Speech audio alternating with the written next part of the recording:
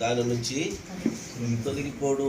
ఇంకొక మాట మనం చూస్తాం ఈ యొక్క సామెతల గ్రంథంలోనే. ఇంకో మాట మనం గమనిస్తే 15వ వచనం చూడండి. బాలుని హృదయములో మూఢత్వము స్వాభావికంగా పుట్టును, శిక్షాదండము దానిలో నుంచి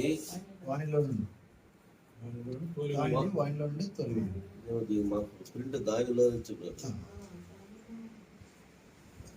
నుంచి తొలివేయడం తప్పది. ఎందుకంటే మనుషులందరూ మంచివాళ్ళే. ఆ హృదయంలోంచి తోవాలి మూఢత్వం అనేది, మనిషిలో నుంచి కాదు. ఎందుకంటే ఆ హృదయం అపవాది చేత ఆక్రమించబడితే అది వెళ్ళిపోతే మనిషి మంచివాడు అయిపోతుంది. కాబట్టి అది వానిలో నుంచి కాదు. కాబట్టి సరే, ఏది ఏమైనా ఈ 2 వచనాల మీద ప్రభువు మాట్లాడాలన్నా మనం ప్రార్థన చేసుకుంటాం. పరిశుద్ధమైన ప్రేమ కలిగి మా ప్రియ పరలోక తండ్రి, ఇప్పుడు వచ్చి మీ ప్రియులందరూ కొంచెం వందనాలు. మమ్మల్ని అందరూ కూడా క్షేమంగా చేయించడం స్థుతించుకుంటున్నాం. నేను ప్రియులు మరి ప్రభా జాన్ని దానికి ప్రేమించి మీరు ఇచ్చిన గర్భఫలం పట్టి వందనాలు. బిడ్డను 2 సంవత్సరాలు ఎంతో క్షేమంగా మీరు కాపాడి 3వ సంవత్సరం ప్రవేశించిన మీదట నాయన మీకు చేసిన ప్రతిదినం మేలు మహోపకారం మంచుకోక నాకు సంబంధికులుగా బంధువర్గంగా ఇచ్చో చేరి నాయన కొంచెం సమయం స్థుతించడానికి మాకు ఇచ్చిన మంచి సమయం కొరకు వందనాలు. ఇచ్చిన హృదయం మేము స్థుతించుకుంటున్నాం.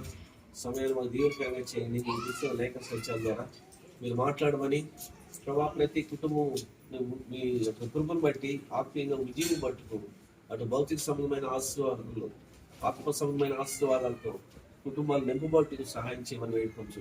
ఆలోచించి అల్పంగా వరకు వచ్చి మీరు మాట్లాడమని స్తోత్రం చెల్లించి వేడుకుంటున్నాను. ఇక్కడ చదవబడిన 2 భాగాల్లో మనం ఈ 2 భాగాలు పాత నిబంధన గ్రంథంలో ఏమై ఉన్నాయి, నూతన గ్రంథంలో ఏమై ఉన్నాయన్న విషయాన్ని మనం కొద్ది నిమిషాలు ధ్యానించుకున్నాం.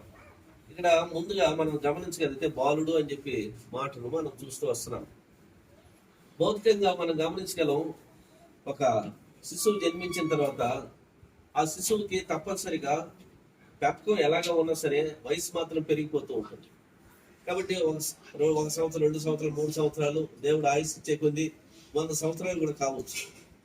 కానీ ఇక్కడ ప్రత్యేకంగా చెప్తున్నాడు కదా, బాలుడు అంటే ఒకప్పుడు మనకు కూడా తిరిగి జన్మించని అనుభవంలో ఉన్నప్పుడు దేవుని యొక్క దృష్టిలో మనందరం పాపం చేత అపరాధం చేత చనిపోయిన పరిస్థితిలో ఉన్నప్పుడు రక్షించబడిన విశ్వాసి ప్రారంభంలో బాలుడే. కాబట్టి రక్షించబడిన విశ్వాసి కూడా తను ఆత్మీయంగా ఎదగాలంటే తన వయసులో ఒకవేళ ఆ సమయానికి 50 సంవత్సరాలు కావచ్చు, 60 సంవత్సరాలు కావచ్చు. కానీ దేవుని యొక్క మహాకృపను బట్టి దేవుని యందు విశ్వాసం ఉంచి దేవుని కుమారుడిగా అంగీకరించబడిన తర్వాత దేవుని పాదాల చెంత కూర్చుంటే ఆయన తనకు వాక్యాన్ని నేర్పించి ఆత్మీయంగా వృద్ధి చేయడానికి ప్రభు ఎంతైనా సహాయకుడు. అది పాత నిబంధనలోను నూతన నిబంధనలో కూడా ప్రభు చెప్తున్న మాటలే. కానీ ఇక్కడ మనం గమనించగలిగితే ఈ చెప్తున్న మాటలు నిజంగా మనుషులందరూ కూడా అంగీకరించి ఆ ప్రకారం ఉండడానికి ఇష్టపడితే ఇన్ని సంవత్సరాలు ఈ సువార్తను చెప్పాల్సిన అక్కర్లేదు. ఇప్పుడు 2023 సంవత్సరాలు అయింది. ఈ 2023 సంవత్సరాలు ఎట్లుంటే పాత నిబంధన వెలుగులోకి వచ్చి ఇప్పుడు 4000 సంవత్సరాలు అవుతుంది. కాబట్టి 6000 సంవత్సరాలు భూమి మీద దేవుని గురించి ప్రకటించబడుతూనే ఉంది. ఆ రోజు మనం చూసాం నోహ జల ప్రళయం అప్పుడు అసలు ఈ మనుషులను సృష్టించిన దానికి ఆయన హృదయంలో వచ్చుకులను. కారణం ఏంటి? మానవుని హృదయాలోచనలు బాల్యం నుంచి చెడ్డ. కాబట్టి ఇక్కడ ఏమని చెప్తున్నాడు? ఈ చెడ్డదైన హృదయాలోచనలు, హృదయం నుండి ఆలోచనలు తొలగింపు చేయాలంటే తప్పనిసరి పరిస్థితుల్లో శిక్ష కూడా అవసరమే అని చెప్తున్నట్టుగా మనం చూస్తూ వస్తున్నాం. కాబట్టి ఈ నేపథ్యాన్ని గుర్తుపెట్టుకుంటూ ఒక చుట్టూ మనం అభివృద్ధి చెందాలి. మనతో పాటు మనకు ప్రభు ప్రేమించి ఆయా కుటుంబాలకు ఇచ్చిన బిడ్డలు కూడా మనతో పాటు అభివృద్ధి చెందాలి. నేను అద్దంకి అనే ఒక కాంగ్రిగేషన్ ఉండేది అప్పట్లో. అక్కడికి వెళ్ళినప్పుడు ఒకసారి అందరూ కూడా 50 సంవత్సరాలు ఉండే కూర్చొని ఉన్నారు. ఇంకా పైన ఏమైనా పిలకాలంటే చాలా మంది కన్నీళ్లు పెట్టుకుంటున్నారు. బ్రదర్, ఆ రోజుల్లో పిల్లలు ఎక్కడ పోయినా పర్వాలేదు అంటే మాకు అంత జ్ఞానం లేదు, మేము వచ్చేవాళ్ళము. ఈరోజు పిల్లలు మాకు కనిపించుకోవడానికి వెళ్ళిపోతున్నారు. వాళ్ళందరూ ఐదోలుగా బ్రతుకుతున్నారు. వాళ్ళ గురించి మేము వేదంతో ప్రార్థన చేస్తున్నాం. కానీ పిల్లల నీతో పాటు నీ బిడ్డ కూడా ఆత్మీయంగా పెరగాలని దేవుని యొక్క ఉద్దేశం. సరే, ఈ నేపథ్యాన్ని ఎలాగైనా పెట్టుకొని ఏ రీతిగా ప్రభు నమూనాలో ఆయన ఆ యొక్క బాలుడైన స్థితిలో నిన్ను పెంచాలని ఉద్దేశిస్తున్నాడు. పెరిగిన నీవు నీ బాలుని ఏ రీతిగా పెంచాలని నీకు బోధిస్తున్నాడు అన్న విషయాన్ని ఒకసారి మనం చూస్తాం. రండి, ద్వితీయోపదేశకాండం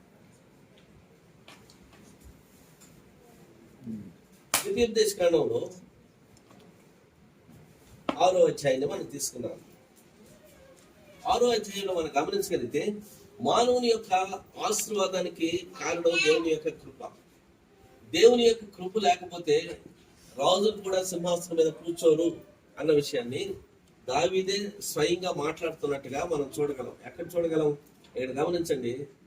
2వ సమూయేలు గ్రంథం ఒకసారి మనం తీసుకుంటే ఇది ఇలాగనే ఉంచుకొని 2వ సమూయేలు గ్రంథంలో ఈ మాటలు బహుస్పష్టంగా దావీదు రాస్తున్నట్లుగా మనం గమనించగలం. చూడండి, 2వ సమూయేలు గ్రంథం 7వ అధ్యాయం 28-29 వచ్చిన గమనిస్తే, యెహోవా నా ప్రభువా, మేలు దయచేయదు అని నీవు నీ దాసుడైన నాకు సెలవిచ్చున్నవే. నీవు దేవుడు కనుక నీ మాట సత్యము. కాబట్టి దేవుడని వాడు ఎవరు? ఎప్పుడు కూడా ప్రతి కుటుంబానికి, ప్రతి వ్యక్తికి మేలు చేసేవాడు దేవుడు. దేవునికి విరోధైన అపవాది ఎవరు? ప్రతి కుటుంబానికి, ప్రతి వ్యక్తికి కీడు చేసేవాడు అపవాది. కాబట్టి దేవునికి అపవాదికి ఉన్న వ్యత్యాసం అదే. దేవుని ఎరిగిన దావీదు ఏం చెప్తున్నాడు? నువ్వు మేలు చేసేవాడివి, నువ్వు ఒక మాట అంటే అది సత్యం. కారణం ఏంటి? నీ చేయి పట్టుకొని నువ్వు ఇది పని చేయడానికి వీలు లేదని చెప్పి విశ్వంలో ఎవడు కూడా అనలేడు నేను. కాబట్టి ఆయన సార్వభౌమ అధికారం కాబట్టి నీ పట్ల మేలు చేస్తానని చెప్పిన మాట నెరవేర్చగలరు. అందుకని ఇక్కడ మనం గమనిస్తే 2వ వచనం ఏం చెప్తుంది? దయచేసి నీ దాసుడైన నా కుటుంబము నిత్యము నీ సన్నిధి ఉన్నట్లు దాన్ని ఆశీర్వదించుము. యెహోవా నా ప్రభువా, నీవు సెలవిచ్చినావు, నీ ఆశీర్వాదం నుండి నా కుటుంబం నిత్యము. కాబట్టి పిల్లరా, దేవుని యొక్క కృపారస్యము నీ కుటుంబం మీద లేకపోతే నీ కష్టార్జితం అనుకోవచ్చు, నువ్వు ఎడ్యుకేషన్ అనుకోవచ్చు, స్టేటస్ అనుకోవచ్చు, ఏదైనా అనుకోవచ్చు, దేవుని పక్కన పెడితే మన కుటుంబంలో ఏమీ జరగదు. ఇది క్రైస్తవ విశ్వాసం. ఒకవేళ హిందువులు ఏమనుకుంటారు మనకు అవసరం లేదు. కాబట్టి నీ ఆశీర్వాదం పొంది నా కుటుంబం ఆశీర్వదించబడుతుందని చెప్పి అంత గొప్పగా ఉద్యోగం పడినా, అలంకరించబడిన దావీదు, అనగా 12 గోత్రాల మీద అధికారిగా ఉన్న దావీదు చెప్తున్న మాటలు మనం గమనించగలిగితే అవి ఎంత సత్యమో పరిశుద్ధాత్మ దేవుని ద్వారా ఇది రాయబడిన మాటలుగా మనం చూస్తూ వస్తున్నాం.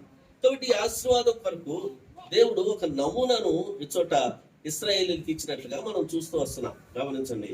ఇప్పుడు మనం ద్వితీయోపదేశకాండానికి పెడదాం. ఏమిటి ఆ నమూనా అనేది మనం గమనించగలిగితే మనకు తెలుసు, మన జీవనయాత్రలో అనేక మంది సంవత్సరాలు వెళ్ళిపోతున్నాయి. ఒక్కో సంవత్సరం వెళ్ళిపోతున్నప్పుడు ఈ పనులు అనుకున్నాం జరగలేదు, ఈ పనులు అనుకున్నాం ఇందులో అపజయం వచ్చింది అని చెప్పి ఇలాగ అనుకోవడం, సరి చేసుకుందామని చెప్పి వెళ్ళిపోవడం. కానీ పిల్లల ప్రభు యొక్క ఉద్దేశం ఏమిటి? ఒకప్పుడు పాపం చేత, అపరాధం చేత చనిపోయిన పరిస్థితులు, అదే ఇశ్రాయేలీయుల పరిస్థితులు కూడా.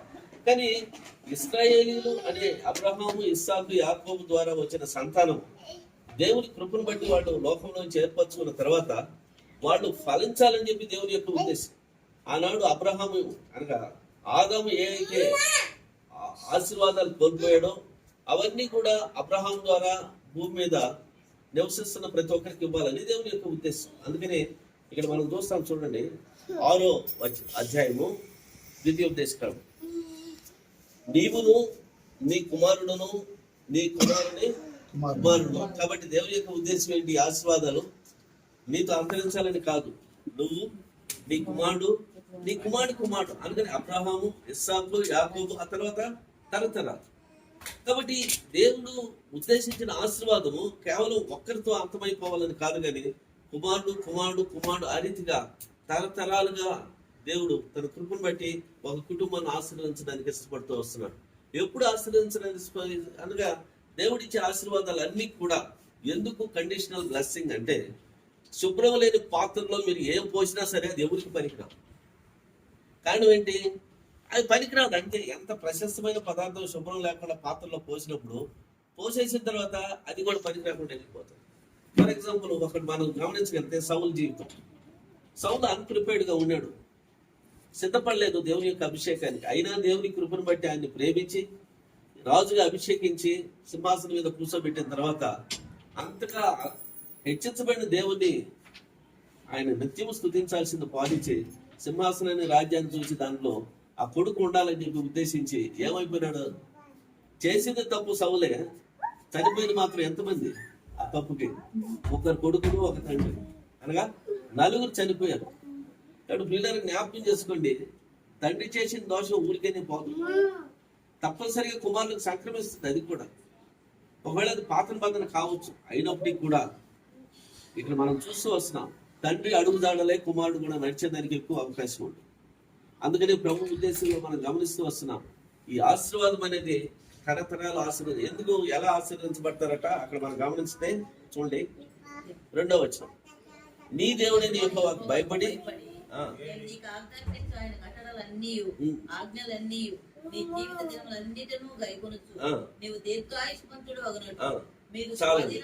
కాబట్టి ఆయన నీకు చెప్పే మాటలన్నీ కూడా గైకొంటే నువ్వు దీర్ఘాయుష్మంతుడు అవుతావు అని చెప్పి దేవుని యొక్క ఉద్దేశం. ఈ రోజు ఇంకా భయపడిపోతున్నారు, అదే ఆ వైరస్ వస్తుంది, ఇది వస్తుంది, అది వస్తుంది. పిల్లరా కొన్ని సంఘాలు ఉన్నాయి, ఏ మాస్క్ కట్టుకుంటే ఈ సంఘానికి రావద్దని చెప్పిన సంఘాలు కూడా ఉన్నాయి. ఆడెవరు చనిపోయినట్టు నేను వినలేదు. కాబట్టి ఇక్కడ మనం గమనించాల్సింది ఏంటంటే, మీరు కానీ ఇంటికి వెళ్తే 139వ కీర్తన చూడండి, తల్లి గర్భంలో నుంచి అడుగు కింద పెట్టిన రోజున, భూమి మీద పెట్టిన రోజు నుంచి నీ చివరి రోజు వరకు దేవునికి తెలుసు. ఈ రోజుల్లో ఏం చేయాలనేది ఆ 139వ కీర్తన మీరు అర్థం చేసుకుంటే ఒక ప్రణాళిక దేవుడు రచించున్నాడు. ఇది ఓపెన్ చేయాలంటే నువ్వు నీ విధేయతను బట్టి ఇది ఓపెన్ అవుతుంది. ప్రతిరోజు కూడా మేలు చేయడానికి ఆయన ఇష్టపడుతున్నాడు, నీ విధేయతను బట్టి. నీలో అవిధేయత కలిగించే దేవునికి విరోధమైన అపవాది సైతాను. దాన్ని నువ్వు హృదయంలోకి ఆహ్వానించుకున్నప్పుడు దేవుడు నీ జీవితంలో పని చేయకుండా మౌనం అయిపోతుంది. అందుకని ప్రభు చెప్తున్నాడు కదా, నా మాటలు నీకు అంగీకరిస్తే మొట్టమొదటిగా ఏమిస్తాను? దీర్ఘ ఆయుష్. అంటే అర్థం ఏంటి? భూమి మీద 100 సంవత్సరాలు బతకడం అని కాదు, ఆయన చిత్తానుసారంగా ఎన్ని సంవత్సరాలు బతికినా లోకంలో మనం పోగొట్టుకున్న మన శరీరమే ఆత్మగా సాగుండదు, నిత్య జీవానికి వారసుడుగా నేను నడిపించినాను నా మాటలు అంగీకరిస్తే అని చెప్తున్నట్టుగా మనం చూస్తుంది. మొట్టమొదటి ఆశీర్వాదం. రెండవదిగా మనం గమనించగలిగితే చూడండి, తర్వాత 3. కాబట్టి ఇశ్రాయేలు నీ పితరుల దేవుడైన యెహోవా నీతో చెప్పిన ప్రకారము పాలు తేనెలు ప్రవహించే దేశంలో మేలు కలిగి. ఇప్పుడు 100 సంవత్సరాలు బతికినాడు, అడుగు తింటూ బతికినాడు అంటే ఎక్కడైనా చరిత్రలో పేరు ఉంటుందా? చూడండి, ఎన్ని సంవత్సరాలు బతికినాడు కాదు, ఎలా బతికినాడు, ఎలా దేవునితో బతికినాడు. బైబిల్లో ఉన్న క్యారెక్టర్స్ అన్ని గమనించండి. సంవత్సరాల ప్రాముఖ్యత కాదు, కానీ ఎలా బ్రతికినాడు, ఎలాగా దేవునితో హత్తుకుని బ్రతికినాడు, ఎలా ఫలించాడు అనేది చాలా ప్రాముఖ్యమైన విషయంగా ఇట్లా మనం చూస్తూ వస్తున్నాం. కాబట్టి జీవితంలో మేలు, ఎందుకంటే దాని నెక్స్ట్ ఆపోజిట్ వర్డ్ అయినా కీడు. మేలు కలిగించేది ప్రభు కృప, కీడు కలిగించేది అపవాది యొక్క తంత్రం. కాబట్టి నీకు మేలు కలిగించేవాడు నీ దేవుడైన యెహోవా అన్న విషయాన్ని వాళ్ళకి, అంతేకాకుండా మేలు కలిగి బహుగా అభివృద్ధి చెందుతావు. కాబట్టి 2వ ఆశీర్వాదం ఏంటి? వాక్యాన్ని ప్రేమిస్తే మొట్టమొదటిగా దీర్ఘాయువు, రెండవదిగా మేలు కలిగి బహుగా నీ జీవితంలో అభివృద్ధి చెందుతావు అని చెప్పి ఉద్దేశిస్తున్నట్టుగా మనం చూస్తూ వస్తున్నాం. లేకపోతే 3వదిగా మనం గమనించగలిగితే చూడండి, 3వదిగా ఏమని చెప్పి 4వ వచనం నుంచి, మన దేవుడైన యెహోవా అద్వితీయుడని. అనగా అర్థం ఏమిటి? దేవుడు అనేవాడు ఎవడైనా సరే ప్రపంచంలో ఉంటే, విశ్వంలో ఉంటే నేను ఒక్కడే ఆయన్ని, మరొక దేవుడు లేడు అని చెప్పి ప్రభువు చెప్తాడు. కారణం ఏమనగా ఆయన సార్వభౌమాధికారం కలిగిన దేవుడు. కాబట్టి ఈ దేవుడు చెప్తున్న మాట ఏమిటి? ఇక్కడ చూస్తే, నీ పూర్ణ హృదయంతోనూ పూర్ణాత్మతోనూ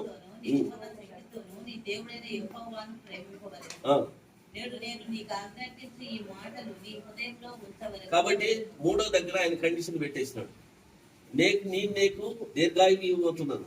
ఎవరెవరికి వస్తున్నాడట? కుమారుడు కుమారుడు కుమారుడు తరతర. కాబట్టి ఇది దేవుని కృపను బట్టి నీకు ఎవడుతున్నాడు. రెండవదిగా మేలు కలిగి నువ్వు నీ జీవిత పర్యంతం కూడా నీ కుమారులు అభివృద్ధి చెందుతావు. కానీ 3వదిగా వచ్చేటప్పటికి ఏమని చెప్తున్నాడు? నేను నీకు చెప్తున్న మాటలు గ్రంథస్థం చేసి ఒక గ్రంథం రూపంలో ఇవ్వడానికి నేను ఇష్టపడడం లేదు. ఎలా ఇష్టపడుతున్నాడంటే ఆయన అక్కడ చూడండి, అక్కడ చూస్తే నీ పూర్ణ హృదయంతో పూర్ణ ఆత్మతో పూర్ణ శక్తితో నీ దేవుడైన యెహోవాను నువ్వు ప్రేమిస్తే ఆయన మాటలు ఎక్కడ ఉండాలా? అది సంగతి. ఈరోజు మనం సెల్ఫ్ ఎగ్జామిన్ చేసుకున్నాం. ఒక రోమిలకు రాసిన పత్రిక ఎత్తుకోండి, ఎన్ని అధ్యాయాలు ఉన్నాయి, ఒక్కొక్క అధ్యాయంలో ఏముండదు, ఎంతమంది తెలుసు? ఎన్ని అధ్యాయాలు ఉన్నాయి రోమిలకు రాసిన పత్రిక? ఊర్లో పేర్లన్నీ మనకు తెలుసు. డీటెయిల్స్ అంతకంటే తెలుసు కదా. ఎన్ని అధ్యాయాలు ఉన్నాయి? ఒక అధ్యాయులు ఏమి ఉండదు. రోమింగ్ రాసిన పత్రిక మీదనే మనకు పట్టు లేకపోతే పాత నిబంధన అసలు అర్థమే కాదు. అలాగా 29 పుస్తకాలు ఉన్నాయి. నేనైతే అందరికీ చెప్తాను, రోజు న్యూ టెస్ట్మెంట్ లో ఒక పుస్తకం చదివేసి మీ పనులు ప్రభు చేస్తాడు. టైం తీసుకోండి. నేను బైబిల్ ప్రారంభించిన రోజుల్లో 4 గంటలు నిద్రపోయేవాడిని నా పని చేసుకుంటాను. కారణం ఏంటి? శనివారం ఆదివారం అంతా కూర్చొని చెప్పడానికి వీలు కాదు. పిల్లలు 5 రోజులు నా పని ఉంటుంది. నా ఫైనాన్షియల్ అథారిటీ మొత్తం పని అంటే కేవలం ఇనిషియలైజ్ పంపించడం కాదు. నువ్వు సంతకం పెడితే ₹1,00,000 బయటకు వెళ్ళిపోతాయి. కాబట్టి ఎక్కువ ఆలోచనతో ఫైల్ క్లియర్ చేయాలి. దీన్ని పెట్టుకొని నేను పరిచయం చేసిన 10 సంవత్సరాలు. ఈరోజు ఒకసారి ఆలోచించండి, దేవుని వాక్యం హృదయంలో పెట్టుకోవాలని ఎంత మన పిల్లలు ఆశీర్వదించబడాలని అనుకుంటాం. వాళ్ళ పిల్లలు ఆశీర్వదించబడాలని. ఇప్పుడు చూడండి, ఆ చెల్లి కూతురు మా ముందు అంత చిన్నపిల్ల, ఈరోజు దాలి ఎంత అయిపోయింది, వాళ్ళ అమ్మ ఎత్తుకంటే పెద్ద అయిపోయింది. వాళ్ళ అమ్మకి ఎంత సంతోషం, చాలా సంతోషిస్తుంది. కొడుకు మళ్ళీ పైగా. ఇప్పుడు డాలి ఏమనుకుంటుంది, కొడుకు పెళ్లి చేస్తాము, IIT బీటెక్ చదవాలి కదా, తర్వాత సరైన అమ్మాయిని తీసుకురావాలి, అక్కడ పట్టు చీర కట్టుకుని నిలబడాలి, అన్ని మంచిదే, దేవుడు కూడా ఎవరిది కాదండి. కానీ పిల్లలు ఇవన్నీ జరగాలంటే ప్రభువు, ఇప్పుడు నువ్వు నీ తల్లి గర్భంలో వచ్చినప్పుడు ఇవన్నీ ఊహించుకొని వచ్చినావా? లేదు. మా తల్లి గర్భంలో వచ్చి ఏమి తీసుకురాలేదు, వెళ్ళేటప్పుడు కూడా ఏమి తీసుకెళ్ళాం. ఒకవేళ ఎవరైనా దైవం నుంచి మంచి బయలు ఇస్తే మంచిదే, లేకపోతే అది కూడా లేదు. ఇప్పుడు మన కరోనాలో ఎంతో మంది గాడ్సర్ నుంచి చనిపోయారు. ఏం బర్యాలు వచ్చింది వాళ్ళకి ఎవరికి తెలియదు, లాగేశారు. కాబట్టి ఒకటి జ్ఞాపకం చేసుకోండి, దేవుని వాక్యానికి నీ హృదయంలో తావు ఎంత. నాకు అంత మొత్తం టెక్స్ట్ అంతా తెలుసు, నేను పోస్టింగ్ చెప్పడం లేదు మీ ముందు. కానీ నీకు ఆశ ఉండి, ప్రభా ఈ వాక్యం ఎందుకంగా ఇర్మియా గ్రంథం 31 చదివితే, ఈ వాక్యము రాజపాలకంలో మందసం పెట్టెలో ఉండడానికి నాకు ఇష్టం లేదు, అది పాత నిబంధన. ఇశ్రాయేలీయులతో నేను నూతన నిబంధన చేయించున్నాను, నూతన నిబంధన ప్రకారము ఈ వాక్యాన్ని నీ హృదయంలో ఉంచదను. ఏమన్నా చెప్తున్నాడు? నీ హృదయం మీద రాసేదను, నీ మనసులో ఉంచదను, ఇది నూతన నిబంధన. అంటే అర్థం ఏమిటి? మీరు చూడండి, ప్రతి తలంపు హృదయంలోకి వెళ్తుంది. ఈ తలంపు నీకు ఇష్టమైతే మనసులో ప్రింట్ అవుతుంది అంట. తలంపు నీకు ఇష్టం లేకపోతే హృదయంలో వెళ్తుంది. మనసులో ప్రింట్ అయింది for ever, you will remember for ever. మనసులో ప్రింట్ కానీ ఎప్పుడు కూడా నీకు గుర్తు ఉంటుంది. ఈ పుస్తకం ఇష్టపూర్వకంగా ఇది దేవుడు నాకు ఇచ్చిన వర్తమానం అని చదివితే ఇది మనసులోకి వెళ్తాడు. కానీ దేవుడు మేలు మాత్రమే చెయ్యాలంటే ఎప్పుడు మేలు మాత్రం చేయడు. కారణం ఏమనగా, నీ హృదయం అన్ప్రిపేర్డ్ గా ఉండేటప్పుడు దేవుడు మేలు చేస్తే అపవాది వచ్చి ఆ మేలు తట్టుకొని వెళ్ళిపోతే అప్పుడు నీ కీడు జరిగినప్పుడు నువ్వు తట్టుకోలేవు. అది గుర్తుపెట్టుకో.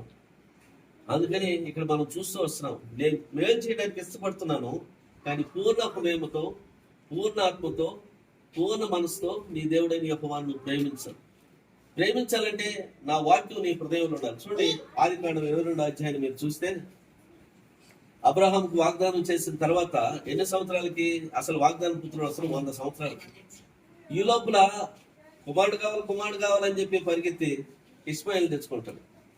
ఇప్పుడు మీరు గమనిస్తే, హాగరు ఇంటికి వచ్చిన తర్వాత ఇష్మాయిల్ పంపించేంత వరకు ఎన్ని సంవత్సరాలు అయింది? ఎన్ని సంవత్సరాలు? కూర్చున్నాడు కదా. ఎంత సంవత్సరాలు గ్యాప్? 13 సంవత్సరాలు దేవుడు అబ్రాహాముతో మాట్లాడలేదు. ఎందుకు మాట్లాడలేదు? అవిధేయత. వీళ్ళ మీలో అవిధేయత ఉంటే అభివృద్ధి ఉండదు. ఒకసారి జ్ఞాపకం చేసుకో. అవిధేయత ఉంటే అపవాదిని ప్రేమిస్తున్నాము. అపవాదిని ప్రేమించే హృదయం ఉన్నంత వరకు వాక్యాన్ని ఆస్వాదించే హృదయం నీలో ఉండదు. ఎవడో ఒకటి మీద నేరారోపణ చేసే హృదయమే ఉంటుంది. నేను ఇలా అవ్వడానికి కారణం వాడినండి, నువ్వు కాదు, ఎవడో ఒకటి మీద తోచేస్తావు. కాబట్టి 13 సంవత్సరాలు వాళ్ళిద్దరు తదుపరి సస్తా ఉంటే ఇంట్లో అటు శారా ఇటు హాగరు. అబ్రహాము ఎంత నలిగిపోయి ఉంటాడు, ఎంతగా వేదన చెంది ఉంటాడు. అయ్యా తప్పని ఎన్నిసార్లు చెప్పుకుంటాడు. అందుకని మీరు చూడండి, అక్కడ ఆదికాండం 15 చూస్తే అబ్రహాము సాగిలిపడి ఉండగా దేవుడు దర్శించి మాట్లాడని మాట్లాడు అనగా, సాగిలి 13 సంవత్సరాలు తప్పు క్షమాపణ దేవుడు. కానీ వాటి జ్ఞాపకం చేసుకోండి, తప్పు చేసిన తర్వాత క్షమించడం అనేది దేవుని యొక్క సార్వభౌమాధికారం. క్షమిస్తే బాగుపడతావు, ఇస్కరియోతు యూదాలాగా క్షమాపణ లేకపోతే ఏమైనాడు, అదే అవుతుంది. కాబట్టి జ్ఞాపకం చేసుకోండి పిల్లరా, ఆ వాక్యాన్ని నీ హృదయం, మన దగ్గర ఖరీదైన బైబిల్ ఉండొచ్చు, మంచిదే. నాకు మాత్రం ఒకే బైబిల్ ఉండేది. ఆ వాక్యం నీ హృదయం మీద రాయాలని, నీ మనసులో ఉంచాలని దేవుని యొక్క ఉద్దేశం. నీ ఆశీర్వాదానికి నువ్వు ఎంతగా, ఇప్పుడు చూడండి, గోల్డ్ మన దగ్గర ఎంత ఉంటుంది కదా, ఇంత ఉంటుంది ప్రతి ఒక్కరి దగ్గర, డబ్బులు ఉంటాయి. ఇప్పుడు ఇంట్లో నుంచి బయటకు వచ్చేసిన యాడ పెట్టాను మర్చిపోతే ఇల్లంతా ఎత్తుకుంటామా? కరెక్ట్గా తెలుసు కదా పలానా దగ్గర ఉన్నదని చెప్పి ఆడితే పోయి చెయ్యి అక్కడికే పోతుంది. మరి బీరువా తాళం వేసినావు, ఎక్కడ పెట్టావు, మళ్ళీ ఇల్లంతా ఎత్తుకో, పలానా దగ్గరే పెట్టొస్తాం. ఈ వాక్యము ఇవన్నీ ఇచ్చింది ఆయనే. ఇల్లు ఇచ్చింది, బీరువా ఇచ్చింది, బంగారు ఇచ్చింది, అంతా ఇచ్చింది ఆయన. ఆయన మర్చిపోతే అపవాది చేంజ్ చేస్తాడు, ఒక్కొక్కటి తీసుకెళ్ళిపోతాడు. కాబట్టి పిల్లరా, నీవు నీ కుమారుడు నీ తరతరలు ఆశ్రయించాలంటే వాక్యానికి నీ జీవితంలో ఇస్తున్న స్థానం ఏమిటి? ఈ వాక్యం చేత కడగబడడానికి ఇష్టపడుతున్నావా? వాక్యం ఏదైతే చెప్పకూడదు, చేయకూడదు, మాట్లాడకూడదు అని చెప్తున్నప్పుడు నువ్వు మోకరించి, ప్రభా ఇదిగో ఈ బలహీనతలు నా దగ్గర ఉన్నాయి, తీసేయమని చెప్పి నువ్వు ప్రార్థన చేసి ప్రభు తీసేస్తాడు. నీ వల్ల కాదు. ఎందుకంటే అపవాది ఒక బలవంతుడు. అయ్యా నీ శక్తితో నన్ను నింపు. ప్రార్థన అనేటప్పుడు ఏమవుతుంది తెలుసా? ఒక పెద్ద లిస్టు. ఇది నా కూతురికి పెళ్లి కావాలా, నా కొడుకు ఉద్యోగం లేదు, ఇంకా అది ఉండదు, ఇల్లు లేదు, అది అన్ని సమస్యలే. కానీ పిల్లరా, నువ్వు 100 సంవత్సరాల సమస్యల కొరకు ప్రార్థన చేయి, సమస్యలు పోవు. అయ్యా నీ వాక్యం నా హృదయం మీద రాయి, నా మనసులో ఉంచు. వాక్యానుసారంగా జీవించే కృప దయచి పరిశుద్ధాత్మతో నీకు 3 మాటలు చేసి పండుకో, నీ పనులు ఆయన చూసుకోండి. కాబట్టి ఇక్కడ మనం గమనించగలిగితే ఈ వాక్యాన్ని హృదయం మీద రాస్తే ఏం జరుగుతుందంట? వాక్యాన్ని ప్రేమించే తండ్రి ఏం చేస్తాడంట? వాక్యాన్ని ప్రేమించే తల్లి ఏం చేస్తాడు కొడుక్కి? అక్కడ మనం చూస్తాం. మా తర్వాత చూడండి.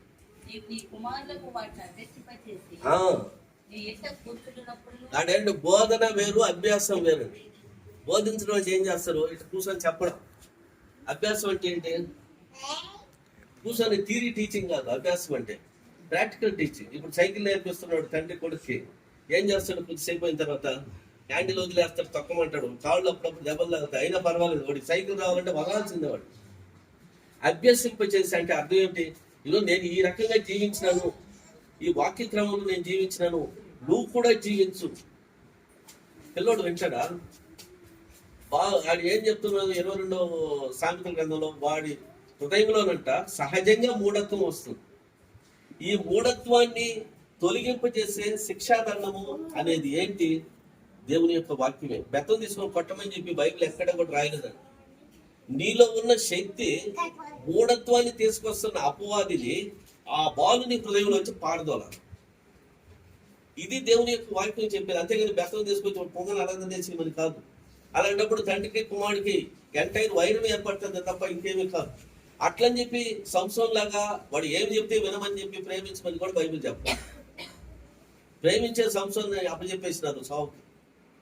అందుకనే పిల్లరా, మన బిడ్డలతో ఎంత జాగ్రత్తగా వ్యవహరించాలంటే వాక్యం బహుస్పష్టంగా రాయబడింది.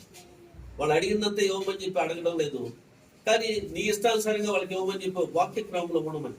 నువ్వు వాక్యక్రమంలో ఉన్నప్పుడు నీ బిడ్డలు వాక్యక్రమంలోకి వచ్చేస్తారు. వాళ్ళు పెద్దవాళ్ళు అయినప్పుడు అందులోంచి తొలగిపోకుండా కొనసాగుతారంట. కొనసాగాలంటే మొట్టమొదటిగా దేవుని కృపను బట్టి ఆ వాక్యం నీ హృదయం మీద రాయాలని దేవుని యొక్క ఉద్దేశం. నీ హృదయం మీద నిజంగా వాక్యం రాయబడి ఉంటే, దేవునితో నీకు వ్యక్తిగతమైన సంబంధం ఉంటే, నీ బిడ్డలకు దాన్ని అభ్యసింపజేస్తావు. ఎలా అభ్యసింపజేస్తావు? అక్కడ చూడండి. చాలు, 4 విషయాలు అక్కడ మనం చూస్తాం. నీ ఇంట కూర్చున్నప్పుడు, ఇప్పుడు మన ఇల్లు ఏంది? ఈడ తలా ఒక ఇల్లు ఉంటుంది, కానీ వెళ్ళిపోయిన తర్వాత చేరేది ఒకే స్థలం. బంగ్లా కావచ్చు, ఇక్కడ బతికిన రోజులు బంగ్లా కావచ్చు, చిన్న ఇల్లు కావచ్చు, పెద్ద ఏదైనా కావచ్చు.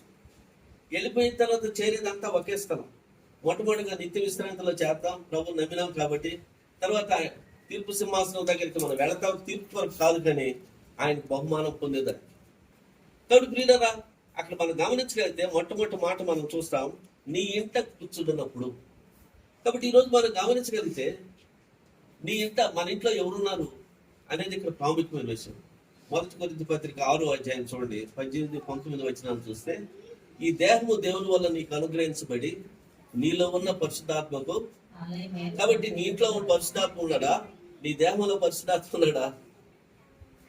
ఎక్కడ ఉన్నాడు పరిశుద్ధాత్మ? నువ్వు గుడిసెలో ఉండొచ్చు, పెద్ద ఇంట్లో ఉండొచ్చు, లేకపోతే 3 అంతస్తుల బిల్డింగ్ లో ఉండొచ్చు, ఏడైనా ఉండొచ్చు. కానీ దేవుడు ఎక్కడ ఉంటాడు? నీ ఇంట్లో ఉండడు, నీ సోఫా మీద కూర్చోడు. ఎక్కడ కూర్చుంటాడంట? ఈ దేహము దేవుని వల్ల నీకు అనుగ్రహించబడి నీలో ఉన్న పరిశుద్ధాత్మకు ఆలయం ఉన్నాడని నేను ఎరుగువా? నీవు నీ సొత్తు కాదు, విలువ పెట్టి కొనబడిన వాడివి. కాబట్టి ఈ దేహముతో దేవుని మహిమపరచు. కాబట్టి నీ హృదయంలో అపవాదికి ఇచ్చిన స్థానాన్ని ఆయన తొలగింపు చేసి నువ్వు ఇష్టపడితే ఆ స్థానాన్ని ఆయన ఆక్రమించాలని ఇష్టపడుతున్నాడు. కారణం నీ మీరు. కాబట్టి పిల్లరా, ఇక్కడ మనం ప్రకటన గ్రంథంలో ఈ విషయాన్ని ఇంకొకసారి మనం గమనించాలి. చూడండి, 3వ అధ్యాయంలో మనం చూస్తాం. ఈ యొక్క అపవాదిని పారదోడడం అంటే అది ఒక చిన్న పని కాదు. ఈరోజు మనం చూస్తున్నాం, శరీరాశ, నేత్రాశ, జీవపడం అని చెప్పి అనేకమైన ప్రసంగాలు వింటాం.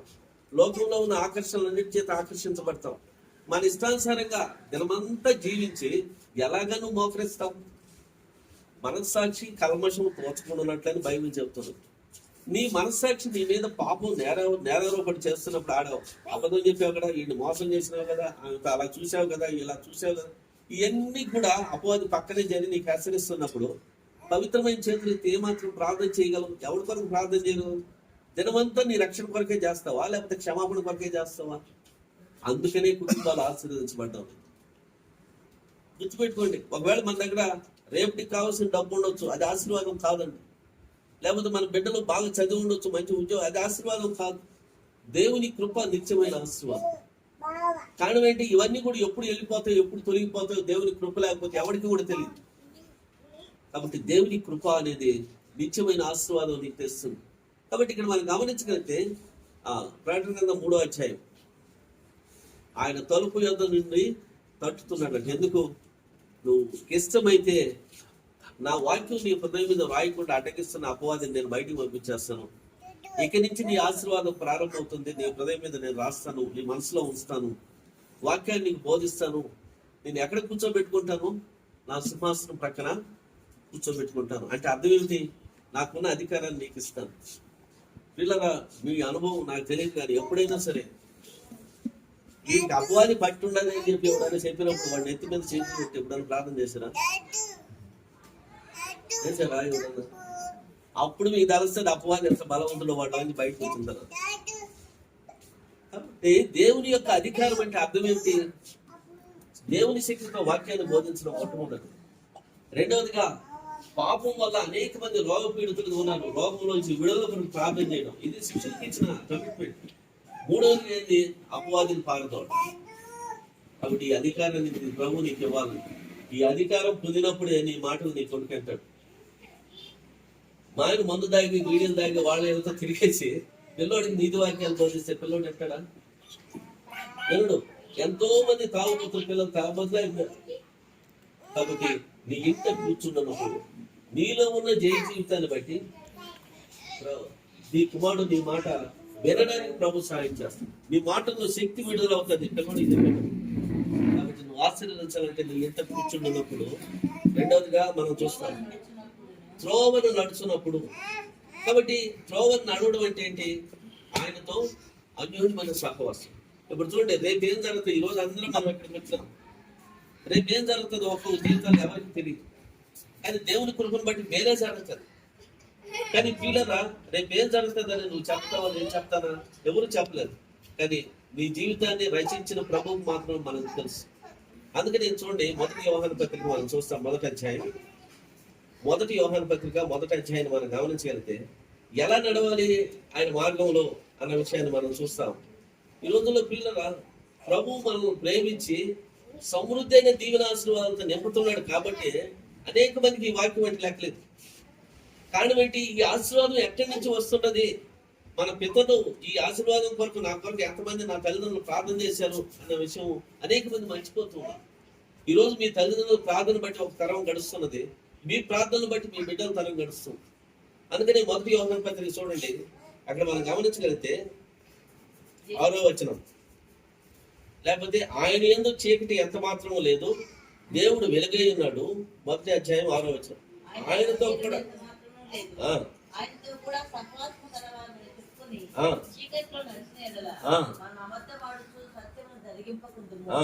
అయితే ఆయన వెలుగులో ఉన్న ప్రకారం మనము వెలుగులో నడిచిన ఎడల మనం కాబట్టి ఆయన సింహాసనం మీద పక్కన కూర్చున్న ప్రభు ప్రతిరోజు మనల్ని నడిపించా బద్ధుడై ఉన్నాడు. ఆ నడక విజయం వెంబడి విజయం లేక నడిపిస్తుంది, అంతేగాని అపవాది అపజయం వెంబడి అపజయం లేక నడిపిస్తుంది తప్ప నీకు విజయం ఎప్పుడు కూడా నువ్వు రుచించలేవు. కాబట్టి రెండవదిగా మనం చూస్తూ వస్తున్నాం, ఆయనతో ఉన్న అన్యోన్యమైన సహవాసము ప్రతి పాపం నుంచి నీకు విడుదల ఇస్తుంది. కానీ ఆయన వెలుగై ఉన్నాడు.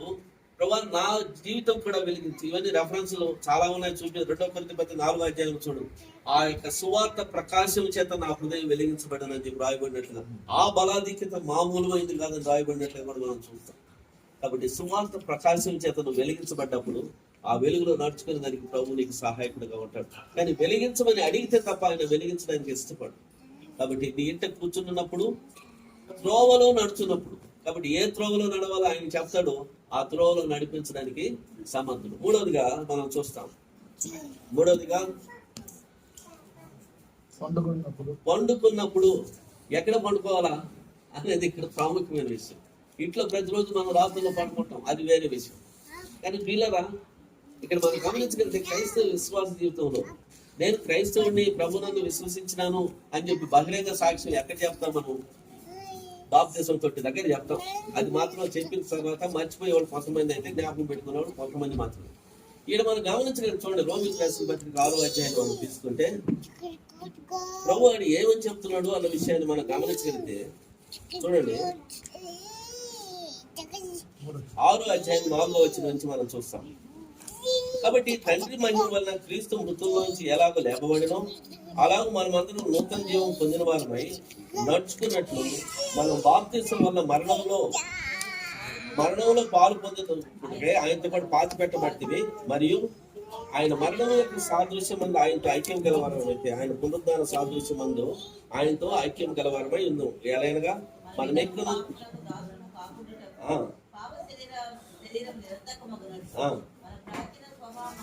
చాలండి. ఆడ 2 విషయాలు ఉన్నాయి. ఆయనతో పండుకున్నప్పుడు, 4వదిగా లేచినాం. కాబట్టి పాపం నిమిత్తార్థమై మనం చనిపోయిన వారంలో నీతిని జరిగించడానికి తిరిగి లేచిన వారు.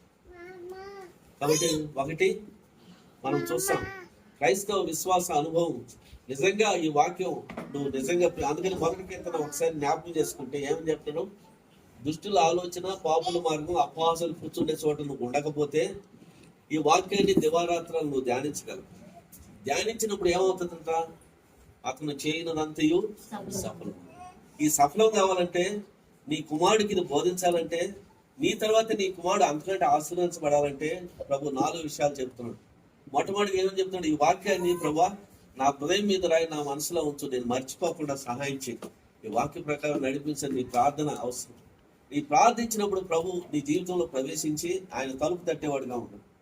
నువ్వు కానీ తీస్తే ఏం చేస్తాడంట, ఆయన సింహాసనం ప్రక్కన కూర్చోబెట్టి నీకు తన అధికారాన్ని ఇచ్చి, అపవాదికి పెట్టి ఎప్పుడు కూడా దాడి చేయకుండా అనే స్థితిలో నిన్ను ఉంచి నిన్ను వెలుగులో నడిపించడానికి ఆయన ఇష్టపడుతున్నాడు. అదే ఆయన ప్రక్కన కూర్చున్నప్పుడు, త్రోవలో నడుచున్నప్పుడు. ఈ 2 విషయాల్లో కంటిన్యూస్ గా వెళ్ళాలంటే ఒక విశ్వాస జీవితం ఎలాగ ఉండాలి, పాపం వరకు చనిపోయిన అనుభవం, నీతి మార్గంలో జీవించడానికి తిరిగి లేచినారు. ఇలా ఈ 4 గంటల అనుభవం నీలో లేనప్పుడు నీ మాటలు నీ కొడుకు కానీ కూతురు కానీ వినరు. వాళ్ళని నువ్వు మందిరానికి చేసేపో 24 గంటలు కూర్చోబెట్టు, వర్షాలు బైబిల్ చదివించు, నీకు లేనప్పుడు నీ కొడుకులకి ఆ ఆశీర్వాదం రాను కూడా రాదు. అందుకని మనం జ్ఞాపకం చేసుకున్నాం ఈ సమయంలో మన పిల్లలను ఏ రీతిగా పెంచుతాం. బాలుడికి చూడండి 22వ సామెతల గ్రంథం 22వ అధ్యాయము, బాలునికి ఏమని చెప్తున్నాడు ప్రభు, ఆ మార్గాన్ని ఏమని చెప్తున్నాడు, నేర్పించమని చెప్తున్నాడు, అభ్యసింప చేయమని చెప్తున్నాడు. ఇక్కడ ద్వితీయోపదేశ కాండానికి వస్తే అభ్యసింప చేయమని చెప్తున్నాడు. వాడు పెద్దవాడు అయినప్పుడు అందులో నుంచి తొలగిపోడు. కాబట్టి పెద్దోడై పనికిరాని సమయంలో ఆ పాస్టర్ సీట్ ఇచ్చి ప్రార్థన చేయి అంటే వాడికి ఏమన్నా మేలు కాదు. వాడు చిన్నప్పుడే వాడికి ఆ వాక్యాన్ని నేర్పిస్తే వాడికి మేలు. కానీ ఏమనగా నీ తల్లిదండ్రుల యొక్క ప్రార్థనా ఫలము నువ్వు ఈ స్థితిలో ఉన్నావు, నీ ప్రార్థనా ఫలము నీ బిడ్డలతో నువ్వు చూడబోతున్నావు. అందుకని పిల్లలు అక్కడ మనం చూసేవాడు పెద్దవాడైనప్పుడు ఆ మార్గం నుంచి తొలగిపోడు. వాడు మూర్ఖత ఉంటుంది, కానీ నీలో ఉన్న వెలుగు ఆ మూర్ఖతను తొలగింపు చేస్తుంది. నీ వెలుగు ఏ రీతిగా ప్రకాశింప చేయాలని ప్రభు ఇష్టపడుతున్నాడంటే ఆయన వాక్యాన్ని నీ హృదయం మీద రాయాలని నీ మనసులో ఉంచాలి. నీ మనసులో ఉంచిన వాక్యం ద్వారా నీకు ఏ స్థితి అవుతున్నాడు? మొట్టమొదటిగా ఆయనతో పాటు కూర్చున్న స్థితి. ఈ 4 మర్చిపోకుండా దేవుడు ఆయనతో పాటు సింహాసనం మీద కూర్చున్న స్థితి అనగా ఆయన అధికారంలో నీకు పాటు. రెండవదిగా ఆయన వెలుగులో ఉన్నాడు, నిన్ను వెలుగులో నడిపించడానికి నీ మార్గంలో ఆయన సమర్థుడు, ఆయనతో నడుస్తున్న స్థితి. మూడవదిగా ఆయన మరణించి తిరిగి లేచినాడు కాబట్టి పాపం కొరకు చనిపోయాము, నీతి కొరకు జీవించడానికి కృప పొందాం. నాలుగవదిగా నడవాలంటే శరీర సంబంధమైన బలం కాదు, దేవుని యొక్క జీవం నీలో ప్రవేశించింది. కాబట్టి పాపం కొరకు మరణించిన ఆ శరీరంలో దేవుని యొక్క జీవం ప్రవేశించింది కాబట్టి వాడు నిత్యం.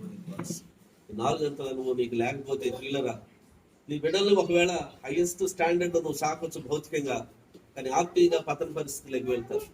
కానీ ఈ 4 గంటల అనుభవం తల్లిదండ్రులు ఉన్నప్పుడు మాత్రమే బిడ్డలు తరతరాలు ఆశీర్వదించబడతారు. దావీదే చెబుతున్నాడు కదా, నీ ఆశీర్వాదం లేకపోతే నా కుటుంబమే లేదని. దావీదు కంటే గొప్పవాళ్ళు మనం కావు. ఆ రీతిగా దేవుడు తన కృపను బట్టి మనం దర్శించి తల్లిదండ్రులుగా ఉన్నవారిని అయితే పెద్దవారిని అయితే ఈ అనుభవంలో దేవుడు మనల్ని నడిపించి కాపాడుగాక. ఈ అనుభవం లేని ఇశ్రాయేలీలు ఐగుప్తు చెరలోకి వెళ్ళారు, బబులోను చెరకి వెళ్ళారు. ఆ తర్వాత యెరూషలేము దేవాలయాన్ని పోగొట్టుకున్నారు. ఇప్పుడు కడతామని ప్రగల్భాలు మాటలు చెప్తున్నారు. కానీ నూతన నిబంధనలో దేవుని కృపను బట్టి ఈ అనుభవం మనకి ఇచ్చినాడు. కాబట్టి ఇది బట్టి ప్రభువుని స్తుతిస్తూ ఈ 4 గంటల అనుభవం, ఆయనతో కూర్చుంటున్న అనుభవం, ఆయనతో నడుస్తున్న అనుభవం, పాపం చనిపోయిన అనుభవం, తర్వాత నీతిమంతుడిని కలిగి జీవిస్తున్న అనుభవం. ఈ 4 అనుభవాలు తల్లిదండ్రులు లేనప్పుడు పిల్లరా ఆ కుటుంబములు దేవుని చేత ఆశీర్వదించబడదు. ఈ 4 అనుభవాలు నీలో ఉన్నప్పుడు నీవు కాదు కదా తరతరాలు నీ బిడ్డలు ఆశీర్వదించబడతారు. నీ ప్రభు వాక్యం సరే దేవుడు తన వాక్యాన్ని మన వెనుకలు దీవించుగాక.